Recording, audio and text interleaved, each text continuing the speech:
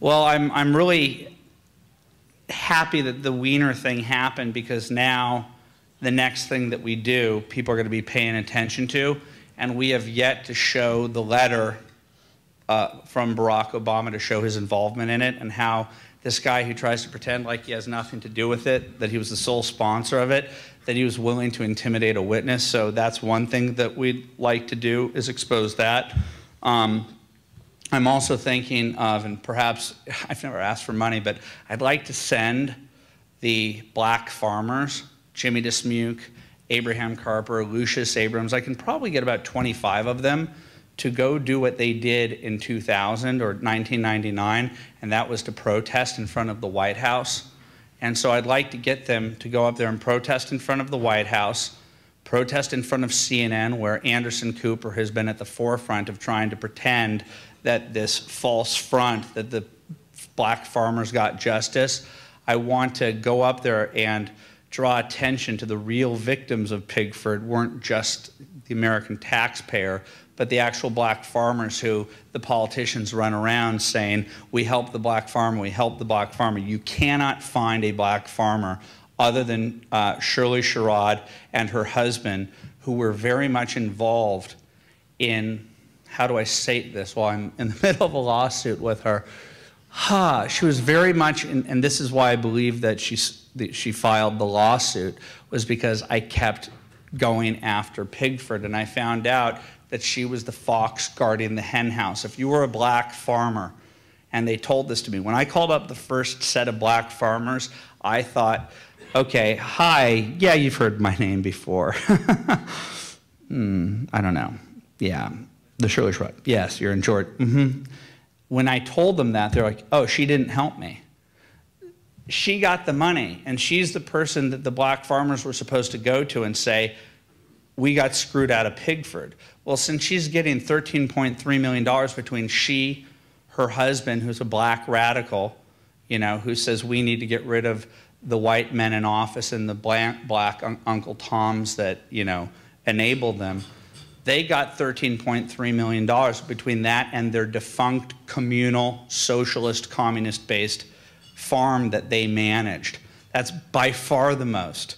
By far the most they got it. And so it's a screwy situation, and it's complicated, as you can see, but it is a much more illustrative story as to what is wrong with our political class, what is wrong with the Democratic Party, what's wrong with the Congressional Black Caucus, which has kept the which have told the black farmers, shut up, shut up. You should be happy that everybody's getting their $50,000 checks. And it's also illustrative of what's wrong with the Republican Party, because Steve King said this week on the David Webb show that when he asked people, and there were lots of them, why won't you vote against this obvious fraud? And they said, we don't want to be called racist. You're not willing to stand next to the black farmers and, you know, brave those arrows while you're defending black farmers who are the ones who are supposed to be helped in the first place and who are ended up being hurt. I don't know. They're just such cowards. The Republicans are such cowards. Darrell Issa is so disappointed. What has he investigated? No, really, what has he investigated? Why did I create the Huffington Post is a better question, and I'll get back to you because it will answer your question.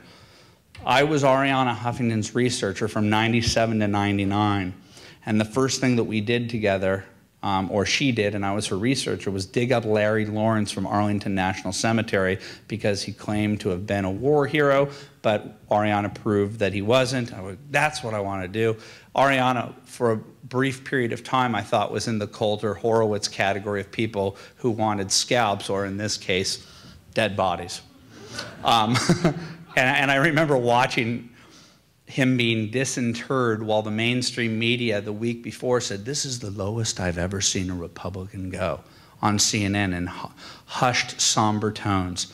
When Arianna had the goods and was telling the truth, like Drudge was telling the truth on Lewinsky, like I was telling the truth on Wiener, the same group of objective and neutral journalists were trying to stop the truth from coming out, and were ridiculing and mocking those who were reporting those truths. And that's the Democratic media complex. And then when they're caught having lied, there's no apologies. I remember on CNN, I remember Maureen Dowd saying, "This is the lowest I've ever seen." No apologies. No apologies to me from Salon saying that I was the hacker. No apologies to Drudge when he was told that he was lying about the blue dress. Okay, so this is how these people behave. What the left-wing blogosphere is a protection. It's like a protection against the mainstream media.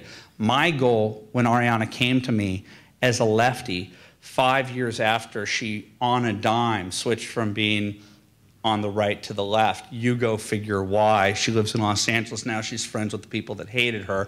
And there's more money, as David will tell you, on the left there is on the right, and nobody comes to me with money. I created the thing that's worth $350 million. Don't you think if you gave me $5 million, I could create value? But there's nothing on the right, and the left only wants to protect its place. But why would I create something for the other side? Because the only way to expose the left is to expose the left. And that is to give Ariana and her crazy friends like Gore Vidal, Janine Garofalo, Alec Baldwin, all those nutcases a place to expose to you how insane they are. And the first week, the first day that it launched, I remember driving up Lincoln Boulevard, and I was at the altar listening to AM Talk Radio, listening to Michael Medved, and he was reading aloud from day one's articles, and one was Rob Reiner and an article called Where Are the Woodwards and Bernsteins of Today?, saying that there's nobody being critical of George Bush. And as he was reading it, he was laughing, and I could almost sense that mucus was coming out of his nostrils. He was laughing so hard, and I said, that's why I created this thing. And there was one moment during Katrina, well after I left, when Ariana put up on her site that 2 days into Katrina, that black people were cannibalizing each other on the front page. And I just remember, I mean, again, I was a C student at Tulane. 2 days, I mean, I remember Yom Kippur and going, I need to go get a sandwich, okay? But I don't remember thinking, I need to go eat my neighbor's arm. And it just seems so outlandish.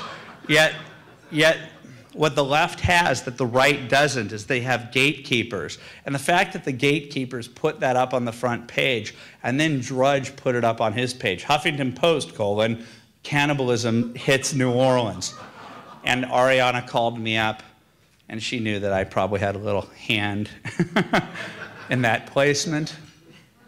And I remember this phone call vividly. Hello, sweetheart. I said, Ariana, how are you? She said, you win. I said, what do you mean? She goes, we retracted the cannibalism story. I'm like, oh, so it wasn't true. It wasn't true, okay. So I created it to expose them, and I think I should get a Nobel Peace Prize for that, quite frankly. Well, there may be a germ of truth to what he's talking about. The reason why he's doing it is because he realizes that his side is losing and they're losing control of the narrative. And so he can no longer look to Barack Obama as the saintly, larger-than-life, perfected, human being. He's now looking for excuses why he's on Al Gore's. I'm not even sure that channel even exists. I've gone through every single, he's trying to rationalize why he's on current TV. That's why he's doing it. But I mean, I think I just spoke to a problem with the political class, but it's not because Republicans and Democrats, are the same on the value system. It's because those in political power, as Anthony Weiner has shown, will do anything to keep their political power. And the amount of people who I can count on my hands that have walked the walk, it's diminishing. And the people that I trust in this election cycle would not be possible. 2010 and 2009, Chris Christie's election would not be possible without the rise of the Tea Party and new media. So to indulge the class of Republican who were accepting of the premise of the permanent ascendancy of the Democratic Party and did nothing but create that environment and did nothing to create a resurgence. I'm not going to indulge many that I respect, including Gingrich, who the first thing when he saw this permanent ascendancy, where the articles of the Huffington Post were, is this the death of conservatism? No, they weren't even asking. They were saying this is the death of conservatism. And the first thing that Gingrich did, who I've admired for a long time, was sit down with Nancy Pelosi and say, cap and trade, baby. Let's do it. Let's figure out a way to triangulate so I can be relevant in this political system. And the American people said, to hell with this crap, and created the Tea Party. So I'm in the Michelle Bachmann, I'm in the pilloried camp. I'm in the, if you're marching towards the fire and they're calling you the devil, then I'm going to stand by you. And that includes Palin, and that includes Bachmann, that includes Herman Cain, and anyone that has the courage to fight for this country and not fight for their own political existence. Thank you. I'm a performance artist. I'm from LA, Salma Hayek. I'm not kidding you. Is that there was a moment, like all I liked growing up was comedy, and I was at the Bill Maher show, and John Waters was there, and I said to him, I said, you influenced me more than George will. I mean, how weird is that? And he was in Provincetown, which is the really outrageous, gay vacation land, and he reached out to me through somebody to congratulate me for Wienergate, for getting my scalp. Well, it wasn't a scalp, technically.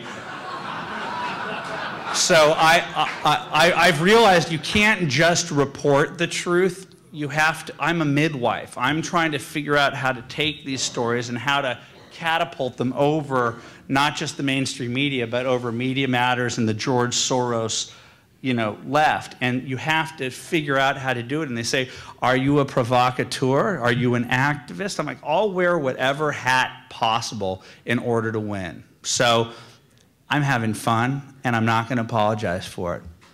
Thank you.